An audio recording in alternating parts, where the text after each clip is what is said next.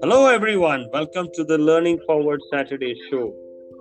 Today, I have someone with the wisdom for life, someone who would be an ideal EVS teacher for children, a decorated author, a journalist in over 400 columns all over the world, a connoisseur of arts who's perfect at life skills.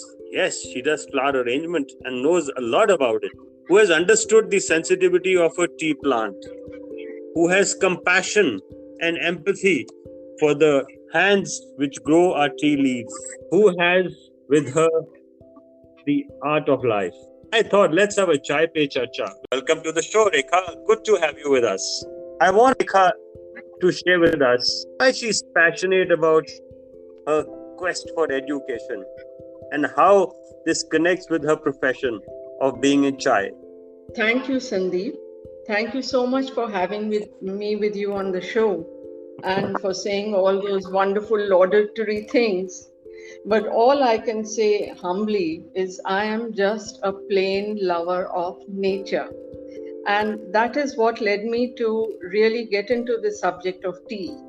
And then I realized, it was just the beauty of the tea gardens and the variety of the teas which I tasted when I went to buy tea for some visiting friends from overseas. That's when I realized that there is so much variety in just one subject, tea, and how beautifully it grows. And it attracted me, the subject. And then when I went into the subject, I realized there's so much hard work involved. It's not all beauty and fun and oh, how lovely, how pretty. There's a whole industry behind it who are working hard to give us our daily cup, which we take for granted. We just sit and have our cup of tea. But do we realize how much goes into it? How many people are working on it? How painstaking the job is? How the tea laborers pluck leaves, 40 to 60 stems to make one little teaspoon, 2.5 grams of tea, which we put in our cup. And all those professionals who do the tea tasting, the packaging, the selecting, everything. So there's so much to it. So it's nature that really connected me to the subject. And I feel in education, coming to our discussion today on education, nature plays a huge and valuable part. Children must be made aware of the environment and the nature and the planet Earth where we live in. It gives us so much sensitivity to our surroundings, to our emotions, and we all tend to forget in our daily humdrum of lives. And little children are, in fact, wonderful, fertile ground to really appreciate nature. They are born, man is born, it's an inborn love which we come on earth with. But we forget as we grow up. So in education, if our educators really sensitize children to nature, it will really help them and give them a big, wonderful mainstay for their adult years. Children will learn, through nature, the cycle of seasons, which translates into the cycle of life. The cycle of, the morning gives way to the dusk, to night. There's so much to learn, and a teacher can translate this observation of nature into a philosophical approach to life for children. Little children are very receptive to all this. You show a child unfurling a bud, a bud being unfurled, and the child will respond. The child will see it and clap his hands with joy. And you can tell the child, look, it will unfurl in its own time. That is teaching the child patience. So there's so many examples. I can go on and on nature and how it connects a child to learning. And learning, academic learning, must be rounded off with some finer philosophy behind it. We must, educators must combine realism with idealism. A touch of idealism is very important, to round off the edges. Of course, scientific, academic, disciplined education is very, very important. That is a practical side of life. But factors like nature are certainly not impractical. They are a part of our life. And this is what I got even more sensitized to when I went into my journey of tea. I also learned that that we must appreciate what we have. So when as you learn, you learn also the aspect of appreciation, the aspect of gratitude, the aspect of compassion. These are all, like you can tell a child, look how squirrels, example, squirrels squirrel away their nuts in summer for winter. So you can translate that to a child and say, look, you must be practical also, and you must prepare for the future, prepare for hard times also. So there's so many lessons like this which we learn from nature. I think it is very important.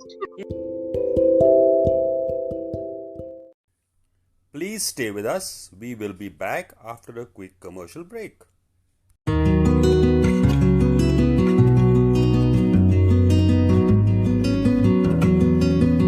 It's been wonderful working with Learning Forward, more so because I've had the golden opportunity of being the founder as well as the sponsor and the first chairperson of Learning Forward India.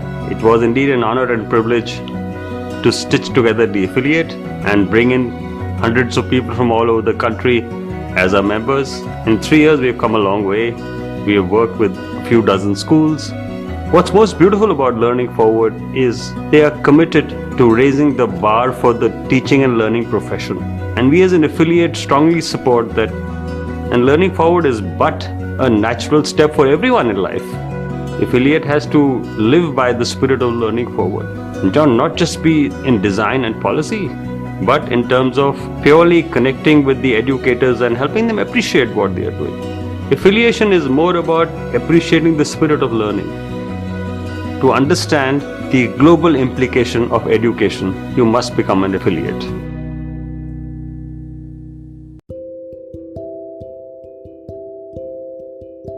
You should share some incident with us of your travels so close to nature, of what perhaps will really interest our teachers, where, like you mentioned, that your hard work and the painstaking effort put in by tea garden workers is very much akin to what our teachers do. Would you like to Yes. really highlight an incident in your life when you thought that what you do is perhaps the best thing a teacher should do in life? Well, learning is very important. Not, I mean, teachers are teaching, but teachers themselves have a lot to learn. And there is no end to learning, Sandeep. I learned so much when I was writing this book. I learned so much when I traveled. In South India, when I traveled from Cochin right up to along the Western Ghat tea belt, I saw the variation in culture which I was never aware of. How there's a mix of the Christian, the Muslim, the Arabic influences, how history influenced culture along the western coast, how it changes, from temples to churches. So there is so much I learned, and I feel there's no end to learning. So teachers have to keep learning, and we have to keep our minds open. We never know enough. It is never enough what we learn. There is so much more happening all the time. There's so much evolution, and we have to move with the times. So teachers also must evolve with the times. This is what I feel. And reading, yes, I read a lot on the subject. I read a lot on the history of the subject. And reading, constant reading is a wonderful, it's a gift. I would say I am very happy. I love reading, and that has helped me a lot. And I would say, as adults, we must continue reading. Teachers must inculcate this love for reading in children. That is very important, because reading gives you the impetus to learn. Because I was a reader, I could read volumes and volumes on the history of tea as a good reader, and you learn to sift, because a good reader always learns to get the valid points. Even in a book of fiction, there is so much to learn. You learn about human nature through characters. Your mind goes, visualizing the setting of the book. I think there's value to reading, so much reading, and not necessarily academic reading, fiction, even comics. Yes, never mind if children are fond of comics, at least they are reading, but they are reading something and they are learning something. You know, comics set in the USA. Yes, they are learning what life in the US is, what are college campuses like Archie comics. Oh, there's something to learn always. So, reading is a habit which a teacher himself or herself must have and should encourage children to read. Reading is very important for me. It's so beautiful. You have actually come and shared the joy of learning. You have actually said that the passion of being close to nature and this urge to learn for life perhaps is the soul of a teacher. And with that spirit, we must continue the journey of learning and unlearning. And that's how we really experience the joy of not only just growing up, but of becoming better human beings. Thank you so much for being with us. Thank you, Sandeep. It's been a pleasure being with you, and may we all continue to grow in our journey on learning and education.